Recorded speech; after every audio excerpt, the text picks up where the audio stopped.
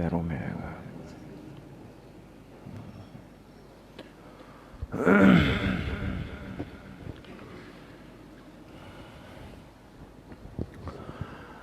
الحمد لله نحمده ونستعينه ونستغفره ونؤمن به ونتوكل عليه ونعوذ بالله من شرور أنفسنا ومن سيئات أعمالنا من يهده الله فلا مضل له ومن يضلل فلا هادي له ونشهد أن لا إله إلا الله وحده لا شريك له ونشهد أن سيدنا وسندنا ونبينا ومولانا محمدا عبده ورسوله صلى الله تعالى عليه وعلى آله وأصحابه أجمعين. أما بعد فأعوذ بالله من الشيطان الرجيم. بسم الله الرحمن الرحيم. وذكر فإن الذكرى تنفع المؤمنين. وقال رسول الله صلى الله عليه وسلم السعيد من وعظ بغيره. صدق الله وصدق رسوله النبي الكريم. ونحن على ذلك لمن الشاهدين والشاكرين والحمد لله رب العالمين. درود شریف پڑھ لیں. اللهم صل على محمد وعلى آل محمد كما صليت على إبراهيم وعلى آل إبراهيم إنك حميد مجيد. اللهم بارك على محمد وعلى آل محمد كما باركت على إبراهيم وعلى آل إبراهيم إنك حميد مجيد. میرے محترم دوستو، بھائیوں اور بزرگوں، اللہ رب العزت نے ہم سب کو زندگی کی اس عظیم نعمت سے نوازا ہے،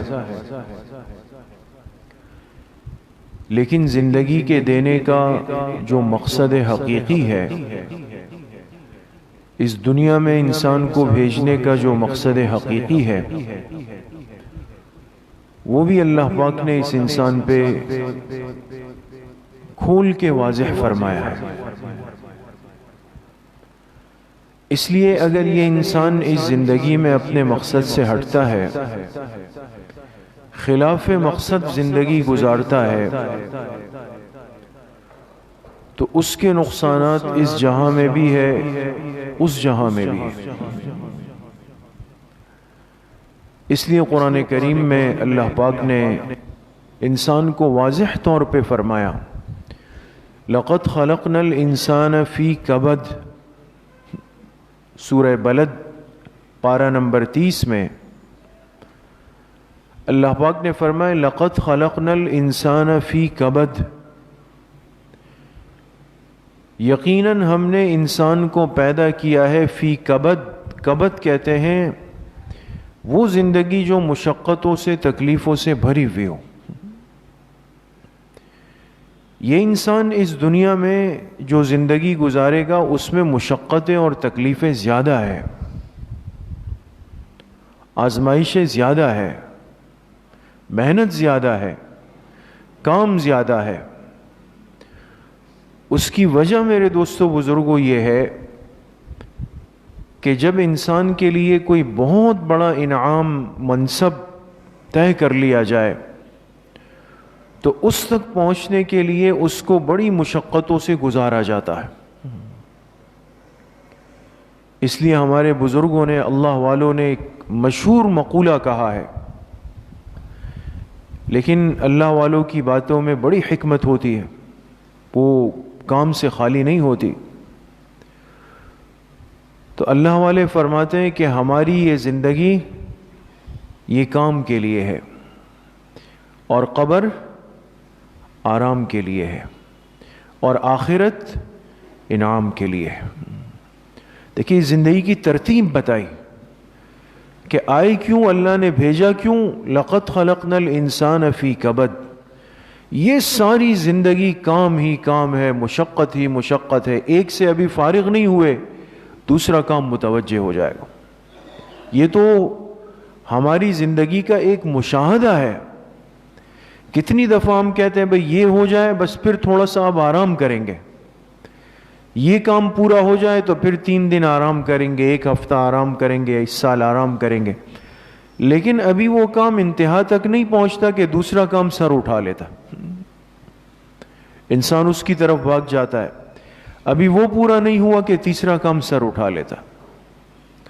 اللہ پاک اس بندے کو، اس انسان کو دنیا میں سمجھانا چاہتے ہیں کہ ایسا نہیں ہو سکتا کہ تم فارغ ہو کر کسی کام سے مطمئن ہو کر بیٹھ جاؤ۔ یہ زندگی تو مسلسل ایک حرکت کا، ایک جہد مسلسل کا نام ہے۔ لیکن جب بندہ اللہ پاک کی رضا پر اس زندگی کو گزار لیتا ہے، لگ جاتا ہے اللہ کے دین کے لیے، اللہ کے کام کے لیے، تو پھر جب قبر میں پہنچتا ہے تو پھر وہاں آرام ہی آرام ہے۔ زندگی کام میں گزر گئی، آخرت قبر جو ہے وہ آرام میں ہے۔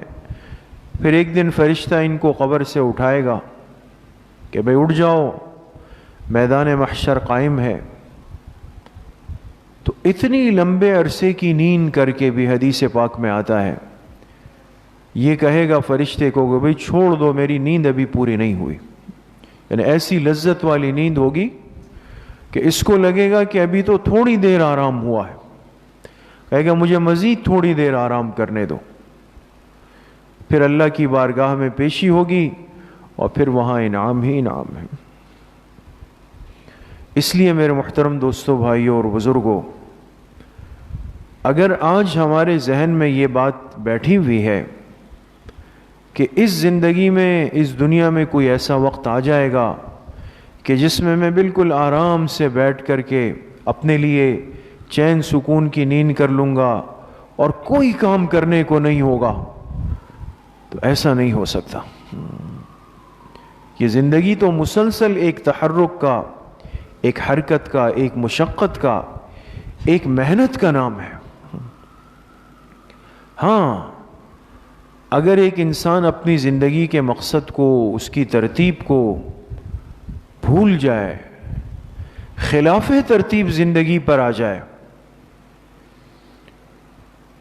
اور ان کاموں کے اندر مبتلا ہو جائے جس سے اپنے نفس کو، خواہشات کو پورا کرے، اللہ پاک کو ناراض کر دے لیکن اپنی خواہشات نفس کو پورا کر رہا ہے، تو نتیجہ کیا نکلے گا؟ ہمارے حضرت شیخ و مرشد پیر ذوالفقار احمد نقشبندی صاحب دامت برکاتہم فرماتے ہیں کہ اگر اس دنیا میں ایک بندہ اللہ کے راضی کرنے والے اعمال پر اپنے مال کے حصول کو مقدم کر لے، بہت اہم ملفوظ ہے دوستو اور دل پر نقش کرنے والا ہے، جو اس دنیا میں اللہ کو راضی کرنے والے اعمال پر، یعنی اس کے اوپر مال کے حصول کو مقدم کر لے، یہ حرص لگ جائے کہ یہاں سے بھی ہو، یہاں سے بھی ہو، یہاں سے بھی ہو، یہاں سے بھی ہو، یہاں سے بھی ہو، چاہے اس کے لیے نمازیں چھوٹے تو چھوٹ جائے، چاہے اس کے لیے حرام راستے پہ چلنا پڑے تو چلا جاؤں، چاہے اس کے لیے اللہ کا حکم توڑنا پڑے توڑ دوں گا، لیکن مال بڑھ جائے۔ تو اعمال پر کثرت مال کو مقدم کیا،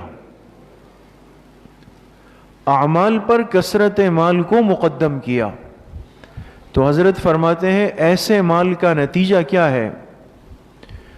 اس کو اپنے شہوت کے راستوں میں پورا کرے گا، وہ مال آ جائے گا، ایسا نہیں ہے کہ نہیں آئے گا، اس مال کو لے کر کے اس سے اپنے شہوت کے راستے پورے کرے گا، یا فرمایا وہ مال اس کو نصیب نہیں ہوگا، اس کی اولاد اس کے سامنے ضائع کرے گی، یا وہ مال مٹی اور گارے کے اندر استعمال ہو جائے گا، یا وہ مال ایک ظالم حکمران آ کے اس سے چھین لے گا، اس پر مسلط ہو کر وہ مال اس سے چھین کر کے چلا جائے گا، یا ایسے مرض میں مبتلا ہوگا کہ اس مال کی لذت سے محروم کر دیا جائے گا۔ اب بتائیں کیا ہوا؟ جس مال کے لیے اعمال کو پیچھے کیا، اللہ کو راضی کرنے والے اعمال چھوڑ دیے، آج اپنی اس مشینی زندگی کو، جسے ہم عرض کرتے ہیں ہماری زندگی ایک مشینی زندگی بن گئی ہے، ایسا نہیں لگتا کہ جیسے میں اپنے اختیار سے چل رہا ہوں۔ دوستو، یہ انسان آج اپنے آپ کو تھکا رہا ہے، لیکن غلط کام میں لگ کر، مقصد زندگی کو بھلا کر رہا ہے۔ تو اس کے نتیجے میں میرے دوستو بزرگوں یاد رکھیں، جو مال آئے گا، ملکیت میں آئے گا، اس مال کے خرچ کرنے کے پھر یہ ذرائع ہیں۔ ایسا ممکن نہیں ہے کہ اللہ کو ناراض کر کے جو مال آئے وہ مال اللہ کی رضامندی والی جگہوں میں استعمال ہو جائے، ایسا نہیں ہے۔ اس مال کو اللہ پاک قبول نہیں کرتے۔ اس کے لیے یہ انسان پھر گناہوں کے راستے ڈھونڈتا ہے، شہوت پرستی ہے، شکم پرستی ہے، ہوا پرستی ہے، خواہش پرستی ہے، ان چیزوں میں اس کو اڑا رہا ہوتا ہے۔ یا مال آیا، ان اولاد ایسی بگڑی ہوئی نافرمان ہے کہ وہ اس کے مال کو اڑا رہی، یہ دیکھ بھی رہا ہے وہ اس کے سامنے گناہ کر رہی ہے، نافرمانیاں کر رہی ہے۔ یا آیا لیکن مٹی گارے میں استعمال ہوا، کیا مطلب؟ آج یہ ہے، کل یہ پروجیکٹ ہے، پرسوں یہ پروجیکٹ ہے، تیسرے دن یہ پروجیکٹ ہے، سارا مال اس مٹی گارے کے اندر لگ رہا ہے۔ ایک دن خبر آئی کہ فلاں صاحب دنیا سے چلے گئے،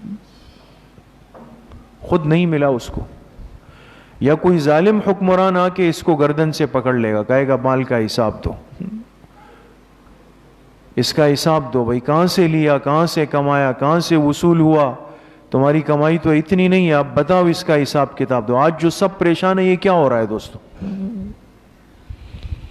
سب بیچارے پریشان بھاگ رہے کہ وہ طلب نہ کر لے، یہ طلب نہ کر لے۔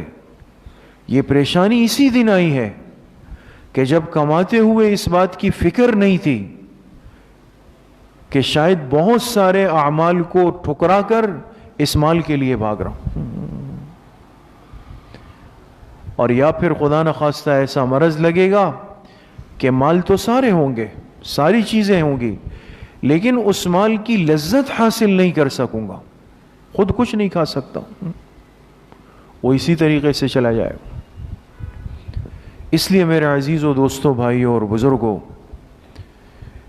حدیث پاک میں جناب رسول اللہ صلی اللہ علیہ وسلم نے ارشاد فرمایا، السعید من وعظ بغیرہ، خوش نصیب ہے وہ انسان، خوش بخت ہے جو دوسروں سے، دوسروں کی زندگی سے اور دوسروں کی باتوں سے نصیحت حاصل کر لے۔ تو اللہ والوں کی باتوں میں بڑی عبرت ہوتی ہے، وہ اپنی سال ہا سال کی زندگی کا، مجاہدات کا، ریاضات کا، قربانیوں کا، اعمال کا ایک خلاصہ اور نچوڑ نکال کر امت کو دے دیتے ہیں اور بتا دیتے ہیں کہ بھئی یہ ہے، ہم جو 50-60 سال اللہ کے ساتھ لگے ہوئے تھے، اللہ سے مانگ رہے تھے، اللہ کو راضی کر رہے تھے، ہماری زندگی کا خلاصہ یہ نکلا ہے۔ تو ہمارے حضرت حاجی امداد اللہ صاحب مہاجر مکی رحمت اللہ علیہ، جن کا پہلے بھی تذکرہ ہوا ہے، اور میں نے عرض کیا کہ ہمارے تمام اکابر، اہل اللہ، بزرگ، اہل علم جتنے گزرے ہیں، ان سب کو جو اللہ پاک نے اصلاح نفس کا، تزکیہ نفس کا فیض پہنچایا ہے، وہ حضرت حاجی صاحب رحمت اللہ علیہ سے ہوا ہے۔ بڑی ہستی تھی۔ تو ان کے بارے میں آتا ہے کہ انہوں نے 5 باتیں اپنے کمرے میں لکھ کر لٹکائی ہوئی تھی۔ کتنی باتیں؟ 5 باتیں۔ نے یہ بتایا کہ ہماری زندگیوں کا خلاصہ یہ ہے۔ تو اللہ والے لوگ تھے، اللہ سے تعلق تھا، جو سیکھا وہ امت تک پہنچایا، لیکن 5 باتیں لکھی۔ وہ 5 باتیں کیا تھی وہ آج کی مجلس میں مختصراً عرض کرنی ہے۔ اللہ مجھے بھی آپ سب کو صحیح عمل کی توفیق نصیب فرمائے۔ حضرت نے لکھا پہلی بات، اعمل لدنیا کا بقدر مقامک فیہا، اعمل لدنیا کا بقدر مقامک فیہا، فرمائے دنیا میں اتنے لگو جتنا دنیا میں رہنا ہے، دنیا کے لیے محنت اتنی کرنا، بقدر مقامک فیہا، جس قدر تجھے اس دنیا کے اندر رہنا ہے۔ اور عقل بھی یہی کہتی ہے، علم بھی یہی کہتا ہے، مشاہدہ اور تجربہ بھی یہی کہتا ہے کہ ایک انسان محنت اسی قدر کرے جتنا وہ چیز اس کے کام آئے گی۔ تو اب یہ کتنی کم عقلی ہے کہ آج ہم میں سے ہر ایک مسلمان کو یہ بات پتہ ہے، اور پتہ بھی کوئی دنیا کی کتاب سے نہیں ہے، بلکہ اولین اور آخرین کے سردار جناب رسول اللہ صلی اللہ علیہ وسلم نے خود فرمائی ہے کہ میری امت کی زندگی کتنی ہے، میری امت اس آخری امت کی عمر کتنی ہے، 60 سے 70 کے درمیان فرما، اوسطاً عمر فرمائی 60 سے 70 کے درمیان، اور خود آپ علیہ السلام کی عمر مبارک 63 سال ہے۔ اس لیے علماء نے لکھا ہے کہ 60 سے 70 کے مابین فوت ہونے والے کو گویا کہ سنت عمر ملتی، جو اس سے اوپر چلا جائے وہ اللہ کے اختیار میں ہے۔ لیکن زندگی کا مشاہدہ یہ بتاتا ہے کہ بہت زیادہ انسان چلا جائے تو 80 ہے، 90 ہے، 100 ہے۔ جس کی عمر 100 سے اوپر چلی جائے تو ہم کہتے ہیں یار فلاں 102 سال کے، 105 سال کے، نا تعجب ہوتا ہے۔ اس امت کی اوسطاً عمر 60 سے 70 کے مابین ہے، اس میں سے 15 سال وہ جو نابالغی کے، ناسمجھی کے چلے گئے، باقی کتنے رہ گئے؟ یہ 45 سال 50 سال اس کے رہ گئے۔ اب اس عمر کے لیے انسان کے جو منصوبے ہیں، جو عزائم ہے، جو سوچ ہے، جو بھاگ دوڑ ہے، وہ کس قدر ہے اس کو اپنے سامنے رکھیں، وہ کس قدر ہے۔ اس لیے ہمارے مفسرین نے لکھا، حضرت نوح علیہ السلام کی خدمت میں ایک بوڑھی عورت آئی اور آپ سے کہا کہ میرے لیے دعا فرمائیں کہ میرے بچے جو ہے بچپن میں فوت ہو جاتے ہیں، اس لیے کہ اس امت کی عمر سب سے زیادہ تھی۔ تو انہوں نے پوچھا کہ کتنی عمر میں؟ کہا کوئی 200 سال میں، کوئی 250 سال میں، یعنی یہ ان کا یہاں بچپنا تھا قوم نوح کے ہاں۔ یہ بچے کہا بچپن میں فوت ہو جاتے ہیں، دعا کریں کہ میرے بچوں کی عمر لمبی ہو۔ تو حضرت نوح علیہ السلام مسکرائے اور فرمائے آپ کو پتہ ہے ایک ایسی امت نے آنا ہے قیامت سے پہلے جس کی کل عمر 60 سے 70 سال ہوگی، اتنی عمر ہوگی۔ تو اس بڑھیا نے پوچھا کہ اچھا تو کیا وہ لوگ اس دنیا میں گھر بھی بنائیں گے، مضبوط عمارتیں بھی بنائیں گے؟ حضرت نوح علیہ السلام نے فرمایا سب کچھ کریں گے، گھر بھی بنائیں گے، شادیاں بھی کریں گے، اولادیں بھی ہوں گی، سب کچھ ہوگا، عمر 60 سے 70 سال کے عمر میں۔ تو مفسرین فرماتے ہیں اس بڑھیا نے کہا کہ اگر مجھے تو اتنی عمر مل جاتی تو میں تو اللہ کے سامنے سجدے میں گزار دیتی۔ یعنی یہ عمر ہماری اتنی حقیر سی ہے دوستوں، اتنی مختصر سی ہے۔ اس لیے فرمایا جب نوح علیہ السلام کا انتقال ہوا اور اللہ کے حضور پیش ہوئے تو حضور علیہ السلام نے فرمایا 950 سال کی عمر گزارنے والے پیغمبر جب اللہ کی بارگاہ میں گئے، اللہ نے پوچھا کہ اے نوح کیسی لگی زندگی؟ فرمایا اللہ بس ایسا لگا ایک دروازے میں داخل ہوا دوسرے دروازے سے نکل آیا، اس قدر لگی ہے بس۔ اس لیے میرے عزیزو دوستو بزرگوں آج اس پہ تھوڑا سا غور کرنا پڑے گا، اتنی لمبی نہیں ہے، منصوبے بہت بڑے ہیں، عزائم بہت بڑے ہیں۔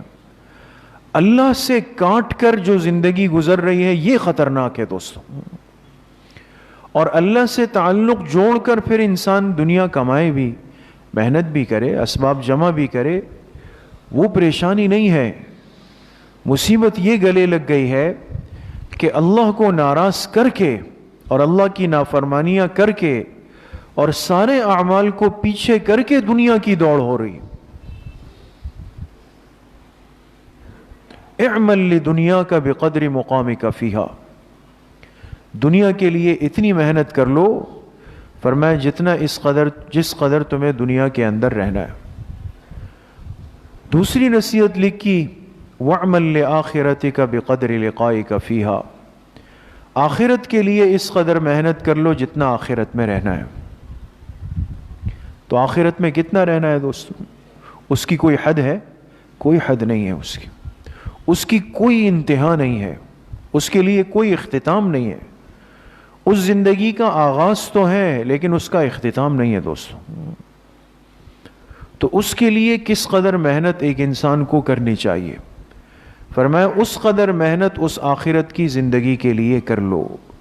اس لیے حدیث پاک میں آپ علیہ الصلاۃ والسلام نے فرمایا کہ آخرت کی زندگی کو سمجھنا ہو تو بس یہ سمجھ لو کہ ایک پرندہ اللہ کے حکم سے آئے اور اس کے چونچ میں رائی کا ایک دانہ ہو، ایک ذرہ برابر چھوٹا سا، وہ آ کر اپنے چونچ سے وہ دانہ اس دنیا کی زمین پہ پھینک کے چلا جائے، پھر 1000 سال بعد وہ پرندہ پھر آئے، پھر ایک رائی کا دانہ پھینک کے چلا جائے، پھر 1000 سال بعد آئے، کتنے عرصے میں یہ دانے لائے گا اور یہ زمین بھرے گی؟ ان فرمائے ایک دن آئے گا اس زمین اور آسمان کے خلا کو یہ رائی کے دانے بھر دے گی، لیکن آخرت کی زندگی ختم پھر بھی نہیں ہو سکتی۔ یعنی ایک ایسی حقیقت ہے دوستو، اور اتنی بڑی حقیقت ہے۔ تو آج کی اس زندگی کی تھوڑی سی محنت دوستو، اور محنت بھی کیا ہے؟ ترتیب کی درستگی۔ ہمارے اکابر فرماتے رخ کو درست کر لینا، رخ صحیح ہو جائے۔ کلمہ تو اللہ پاک نے دیا ہے، ایمان کی نعمت دی ہے، لیکن جیسے ایک ناسمجھ ڈرائیور ہوتا ہے نا، یا جلد باز ڈرائیور، اس کو راستے کا علم ہو لیکن وہ اپنی جلد بازی میں یا نادانی کی وجہ سے اسٹیئرنگ قابو میں نہیں رکھ پاتا، کبھی اس طرف ہوتا ہے کبھی اس طرف ہوتا ہے، اس طرف بیلنس آؤٹ ہوتا ہے، تو برابر والے کہتے ہیں بھائی سیدھا چلو، روٹ سیدھا رکھو، دائیں بائیں مت ہو جاؤ، راستہ صحیح ہے لیکن بیلنس آؤٹ ہو جاتا ہے۔ زندگی بنانا صرف رخ کو درست کرنا ہے دوستو، کوئی ایسا نہیں ہے کہ خدا نخواستہ ہمیں کیا کچھ کرنا پڑے گا۔ کلمے کی وہ عظیم نعمت اور وہ طاقت اللہ نے ہماری سرشت میں رکھی ہے، اور اللہ اس کو محفوظ فرمائے۔ تو آخرت کے لیے فرمائے اس قدر محنت ہو کہ جتنا تمہیں اس آخرت کے لیے رہنا ہے، اس کے لیے پھر انسان کو تھوڑا سا اپنی قربانی، اپنی محنت اللہ پاک کو دکھانی پڑتی ہے۔ ہمارے اکابر بزرگوں کے حالات جب ہم کبھی پڑھتے ہیں تو انسان کو بڑی حیرانگی ہوتی ہے دوستو۔ یہ وہ لوگ تھے جو سارا دن صبح سے بیٹھ کر رات تک قال اللہ وقال الرسول یہ پڑھتے پڑھاتے تھے، سارا دن بھی دین کے پڑھنے پڑھانے میں، دین کے کام میں، دین کی دعوت میں، دین کی باتوں میں، دین کی اصلاح، سب چیزیں اس میں گزرتی تھی۔ لیکن ایک بات یاد رکھیں ایک بات، کسی بھی بزرگ اور اکابر اور اہل اللہ اور ہمارے بڑوں کے حالات میں یہ نہیں گزرا ہے کہ انہوں نے کبھی تہجد کی نماز چھوڑی ہو دوستو۔ یہ ایک عجیب قدر مشترک ہے، یہ دل کی بات عرض کر رہا ہوں۔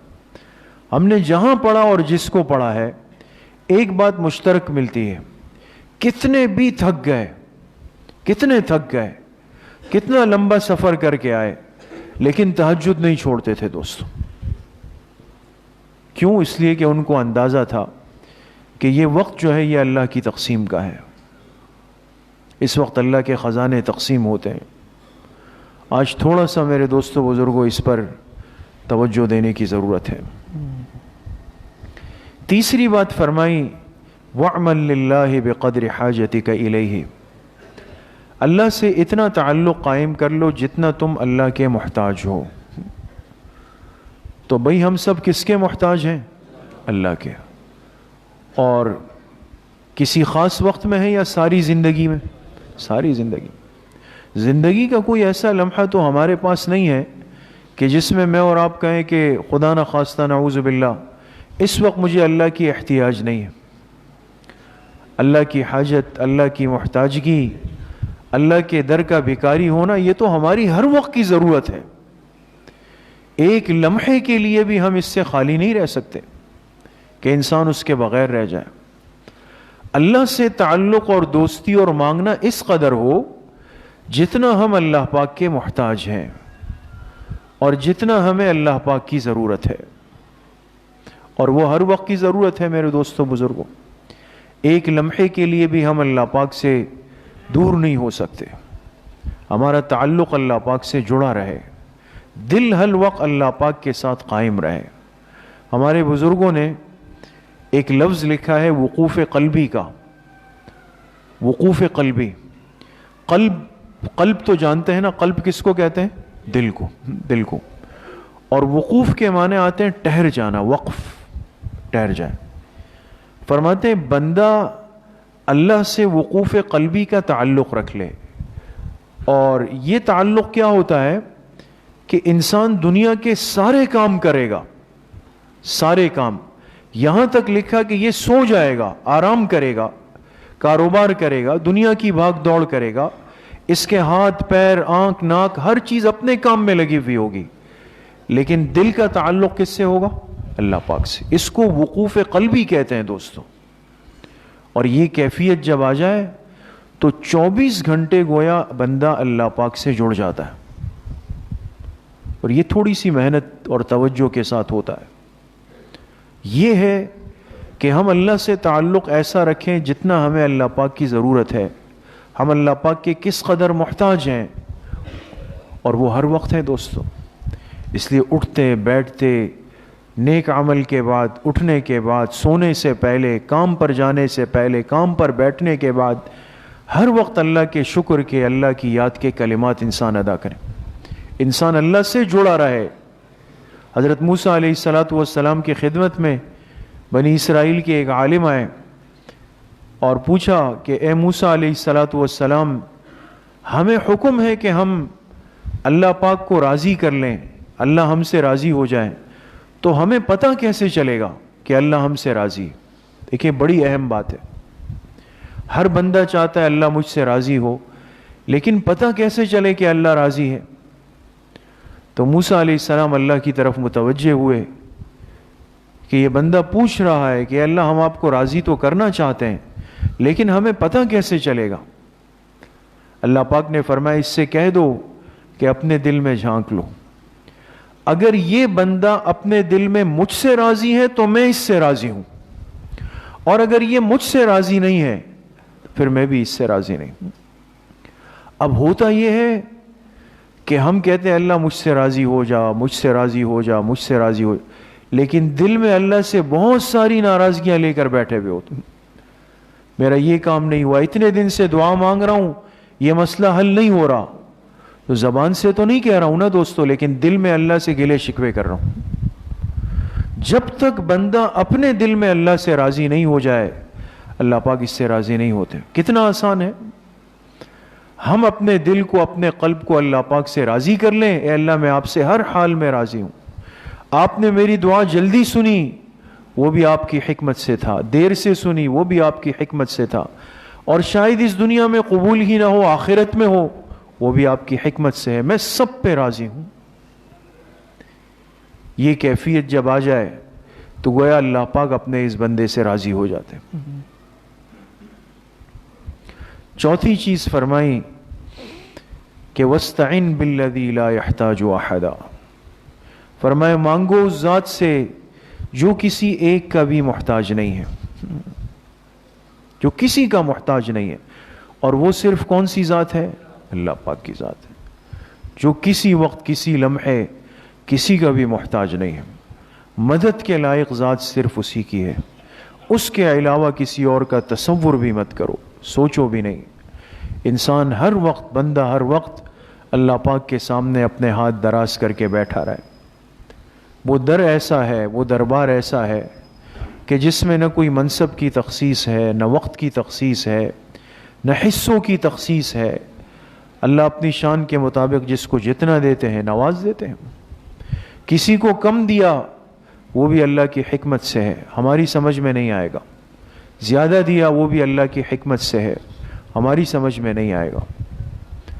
تو صرف انسان جب مدد کے لیے، استعانت کے لیے، دعا کے لیے درخواست کرے، ہاتھ اٹھائے، تو صرف کس کا نام لے؟ اللہ کا نام لے۔ اور پانچویں چیز فرمائی کہ وَاعْمَلُوا سَيِّئًا بِقَدْرِ لِقَائِكَ صَبْرِكَ عَلَيْهَا، فرمایا گناہ اس قدر دنیا کے اندر کرنا جتنا پھر آخرت میں اس کے عذاب کو برداشت کر سکو۔ اس لیے کہ یہ سوچ لو کہ گناہ یہ تو ایک بد پرہیزی ہے، ایک بد پرہیزی ہے۔ اور ایک انسان کو اگر کسی چیز سے منع کر دیا جائے کہ بھئی آپ شوگر کے مریض ہیں، چینی استعمال نہ کریں، آپ بلڈ پریشر کے مریض ہیں، آپ نمک استعمال نہ کریں، آپ کولیسٹرول کے مریض ہیں، آپ تلی ہوئی چیزیں استعمال نہ کریں، اور یہ بد پرہیزی کرے گا، تو اس کو یاد رکھنا چاہیے نا کہ اس کو بھگتنا بھی پڑے گا، پھر تکلیف تو آئے گی۔ اس لیے فرمائے گناہ کی مثال تو بد پرہیزی کی ہے، دنیا میں کی ہے تو اس کو بھگتنا ہے۔ ہاں انسان دنیا سے رخصت ہونے سے پہلے اللہ پاک سے اس کی معافی تلافی کر لے، توبہ کر لے، معافی مانگ لے۔ تو جب گناہ کا احساس اور داعیہ دل میں پیدا ہو میرے دوستوں بزرگوں، تو ایک بات ذہن میں لے آئیں کہ بھئی یہ گناہ تو کر رہا ہوں، لیکن اس کے بدلے میں پھر یہ سزا یہ بھگتنی پڑے گی۔ حدیث پاک میں فرمایا نا، سب سے کم درجے کا عذاب قیامت کے دن جس بندے کو ہوگا، کم درجے کا، وہ شخص ہوگا جس کو آگ کے جوتے پہنا دیے جائیں گے اور جس سے اس کا دماغ ہنڈیا کی طرح ابل رہا ہو۔ اللہ ہم سب کی حفاظت فرمائے۔ کتنا مشکل ہے دوستو۔ اس لیے میرے عزیزوں دوستو بزرگوں، یہ باتیں اللہ والوں کی زندگیوں کا خلاصہ ہے، نچوڑ ہے، اور اس کو انسان اگر اپنی زندگی کا نصب العین بنا لے، اور جیسے عرض کیا کہ زندگی کا رخ ہم صحیح کر لیں، راستہ تو ہے لیکن رخ کو درست کر لیں، اور جب رخ درست ہوگا سیدھا راستہ صراط مستقیم اللہ پاک تک لے جائے گا، تو موت بھی آئے گی تو عافیت کے ساتھ، قبر میں بھی ہوگے تو عافیت کے ساتھ، آخرت میں جائیں گے تو بھی عافیت کے ساتھ۔ اللہ پاک مجھے بھی آپ سب کو صحیح عمل کی توفیق نصیب فرمائے۔ الحمدللہ رب العالمین، والصلاة والسلام علی سید الانبیاء والمرسلین، سیدنا و مولانا محمد وآلہ وصحبہ اجمعین۔ یا اللہ یا ارحم الراحمین، ہمارے صغیرہ کبیرہ ظاہراً باطناً ہر طرح کے گناہوں کو معاف فرما دے۔ یا اللہ پوری امت کے گناہوں کو معاف فرما دے، اپنی رضا والی زندگی نصیب فرما دے، نفس اور شیطان کے وساوس سے ہماری حفاظت فرما دے، حضور علیہ السلام کی صحیح اور سچی محبت نصیب فرما دے۔ جتنے بیمار گھروں میں ہیں، اسپتالوں میں ہیں، اس مجلس میں ہیں، ہمارے مسجد کے جتنے نمازی احباب بیمار ہیں، اللہ پاک سب کو صحت کاملہ عاجلہ نصیب فرما دے۔ جتنے پریشان حال ہے، جس قسم کی پریشانیاں ہیں، اللہ پاک سب کی پریشانیوں کو ختم فرما دے۔ جتنے مرحومین مرحومات دنیا سے چلے گئے، اللہ پاک سب کی مغفرت فرما دے، ہم سب کا خاتمہ بالایمان و بالخیر نصیب فرما دے۔ ہماری دعاؤں کو اپنے فضل و کرم سے، فضل و رحمت سے اپنی بارگاہ میں قبول اور منظور فرما دے۔ وصلی اللہ وسلم علی نبینا محمد وآلہ وصحبہ اجمعین برحمتک یا ارحم الراحمین۔